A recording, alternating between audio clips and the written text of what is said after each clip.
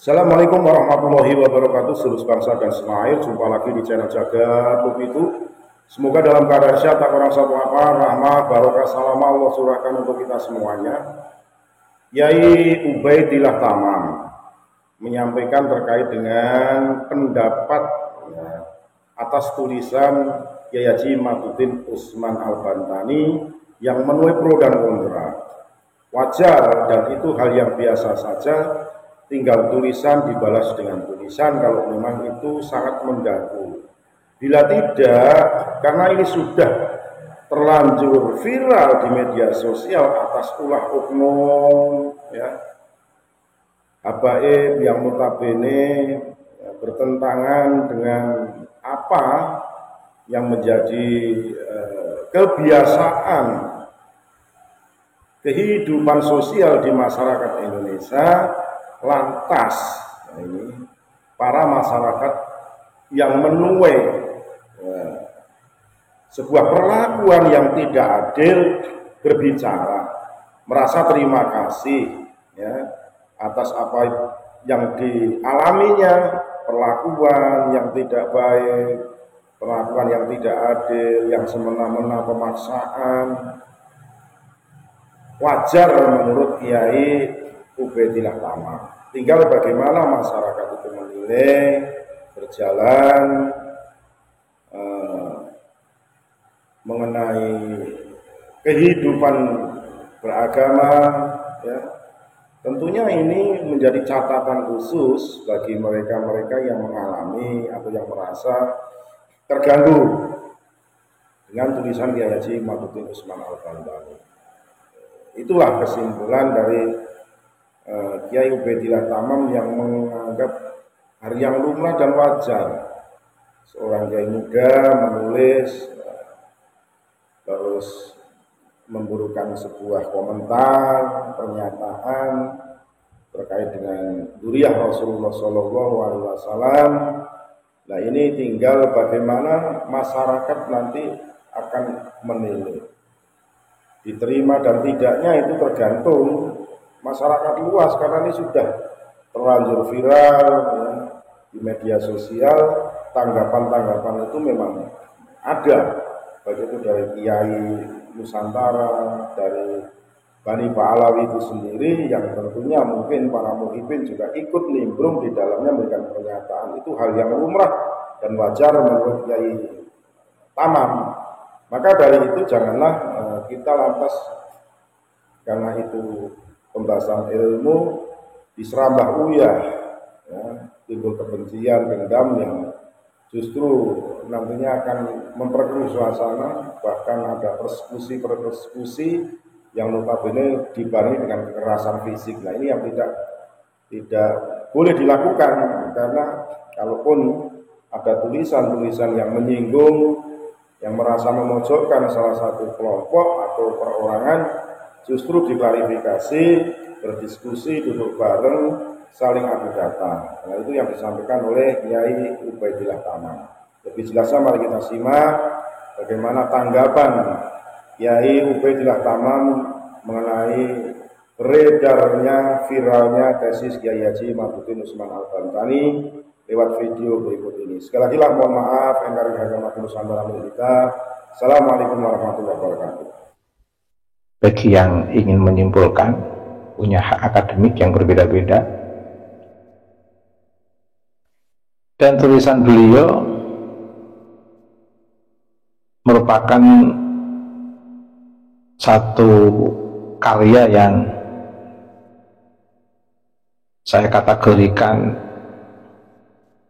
menggetarkan Bani Pahlawi dan menyentak jagat sosial media, lebih-lebih yang sekarang ini merasa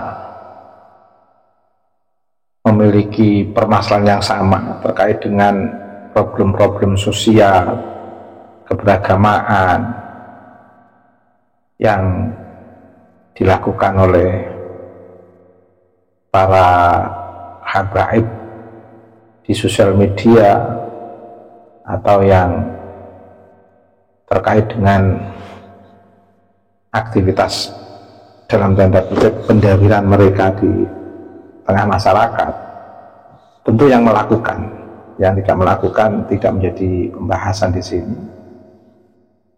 Dan ini sudah menjadi keresahan masyarakat luas, sudah tidak menjadi rahasia umum lagi. Dan tentu yang menjadi sasaran adalah warga Nahdliyin, karena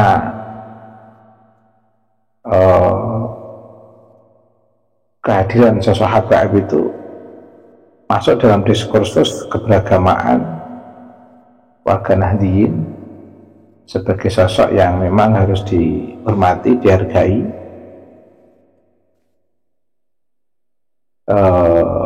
Bahkan para kiai yang notabene memiliki nasab yang sama pun lebih memilih merahasiakan, atau yang selama ini kita kenal mastur, dan justru para kiai lebih menampakkan sosok-sosok Habaib ini. Tentu saja kemunculan awal sampai membentuk satu diskursus ruang publik warga Nahdliyin kehadiran Habaib ini tentu karena status yang dibawa ini tanpa diketahui latar belakang kesejarahan para Habaib terkait dengan misi kolonial pemerintah Belanda, atau juga tidak diketahui latar belakang Habaib, tidak diketahui oleh para kiai dan masyarakat yang sebenarnya lebih mengarah pada upaya untuk melakukan perdagangan. Dan tentu saja sebagai pendatang yang ingin mendapatkan pengakuan, tentu ada beberapa cara yang dilakukan dengan beberapa pendekatan yang sekiranya bisa lebih meyakinkan kepada masyarakat melalui para tokoh. Langkah-langkah cerdas para Habaib sendiri yang notabene juga dibawa oleh Belanda, mereka juga tidak menunjukkan itu, seolah-olah tidak ada hubungannya dengan kolonial. Meskipun setelah data terbongkar ternyata ada bukti-bukti yang tidak bisa dirahasiakan lagi, tidak bisa ditutup-tutupi lagi. Ternyata kehadiran pemerintah Hindia Belanda di Indonesia dengan berbagai strategi menerapkan kerja paksa, dengan beberapa strategi untuk menghegemoni dan membuat kondisi masyarakat Indonesia betul-betul terjajah oleh Belanda. Ternyata dokumen yang terbongkar itu di sana ada para Habaib yang terlibat sebagai kenil. Saya nggak bisa bayangkan kalau kiai sudah mengetahui dokumen sejak dulu, mungkin akan berbeda responnya terhadap Habaib, itu pasti. Tetapi tidak apa-apa. Al khairu wasyarru bimasyiatillah, semua atas kehendak Allah. Mungkin hikmahnya untuk menguatkan keteguhan para kiai, para santri, tetap berada dalam satu komitmen utuh menjaga bumi Nusantara ini dengan penuh komitmen, dan tetap istiqomah menerapkan proses pribumisasi Islam yang sudah diajarkan oleh Wali Songo. Tapi seiring dengan perkembangan waktu di 10 tahun terakhir ini, para Habaib yang telah kita saksikan di sosial media begitu meresahkan dan cenderung lebih menjadi provokator dalam gerakan sosial untuk melawan sistem pemerintahan yang sah, bahkan juga cenderung merendahkan, memberikan pandangan-pandangan yang underestimate terhadap warga NU dan Kiai NU. Akhirnya di situ Kiai Imad melakukan sebuah penelitian, dan perlu diketahui hasil dari apa yang ditulis oleh Kiai Imad itu tidak bisa diadili secara hukum, karena itu adalah sebuah refleksi karya yang memiliki bukti yang sangat kuat. Justru sistem pengadilan kalau ingin adil dan komitmen dengan prinsip-prinsip keadilan untuk menjaga kemanusiaan dan persamaan, juga ketenangan umat, justru yang harus diadili itu adalah Bani Ba'alwi yang selama ini melakukan pembohongan publik dengan mengaku-ngaku sebagai cucu Nabi, sementara mereka tidak memiliki data atau dasar yang kuat yang menguatkan statusnya sebagai cucu Nabi. Dan tulisan Kiai Imad sebagai bukti di pengadilan atas kebohongan mereka. Jadi tulisan Kiai Imad bukan sesuatu yang memang menjadi objek pengadilan, tapi justru menjadi data pengadilan untuk bisa mengadili mereka yang melakukan kebohongan publik, sebagai bukti-bukti yang sudah sangat kuat dipaparkan oleh Kiai Imad. Jadi kalau mendiskusikan tesis Kiai Imad atau tulisan Kiai Imad dalam diskursus hukum, undang-undang IT misalnya, itu berlebihan, bahkan saya katakan tidak relevan, karena itu karya akademik. Sehingga karya akademik itu ya didiskusikan. Kalau memang ditulis berdasarkan data yang kuat, ya dijadikan sebagai sebuah hasanah sewaktu-waktu jika ada kelompok yang disebut dalam tulisan Kiai Imad yang kita kenal dengan istilah Habib, melakukan kebohongan publik, melakukan persekusi terhadap kelompok pribumi, terus melakukan kapitalisasi nasab, dan melakukan hegemoni dengan sistem keakuan nasab yang dimiliki, melakukan hegemoni kepada masyarakat. Itu bisa ditindak, sebagai sebuah kebohongan dengan bukti-bukti dari riset yang sudah ditulis oleh Kiai Imad. Makanya karya Kiai Imad itu perlu dibaca di tengah masyarakat pesantren, biar masyarakat santri tahu nanti sewaktu-waktu ada dari habaib yang melakukan penipuan atau melakukan dawir atau melakukan kapitalisasi nasab atau melakukan langkah-langkah hegemonik kepada masyarakat pribumi atau hal-hal yang tidak etis atas nama nasab,